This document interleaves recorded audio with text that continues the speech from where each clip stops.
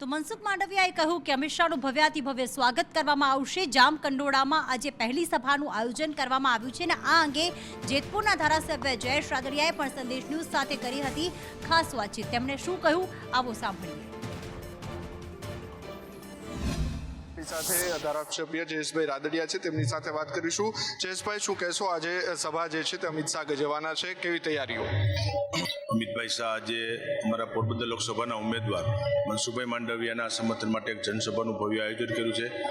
તમામ વ્યવસ્થાઓ પૂર્ણ કરી દેવામાં આવી છે અને અમિતભાઈ જ્યારે ગ્રામ્ય વિસ્તારના અને ખાસ કરીને જામકંડોળા જેવા નાના સેન્ટર ઉપર આવતા હોય ત્યારે ભારતીય જનતા પાર્ટીના કાર્યકર્તાઓ અને લોકોમાં એક અનેરો ઉત્સાહ જોવા મળી રહ્યો છે। મનસુખભાઈ માંડવિયા પોરબંદર લોકસભાના અમારા ઉમેદવાર છે અને ઉમેદવાર જાય ત્યાંથી હું માનું છું કે પોરબંદર માટે એક ગૌરવવંતી વાત છે કે દેશના આરોગ્ય મંત્રી કે જેમના નેતૃત્વ દરમિયાન કોરોનામાં અનેકવિધ નિર્ણયો ભારત દેશ માટે લીધા છે એવા યશસ્વી આરોગ્ય મંત્રી પોરબંદર લોકસભાના ઉમેદવાર બન્યા છે અને આવનારા દિવસોમાં પોરબંદર લોકસભાનું પ્રતિનિધિત્વ કરવા માટે જઈ રહ્યા છે।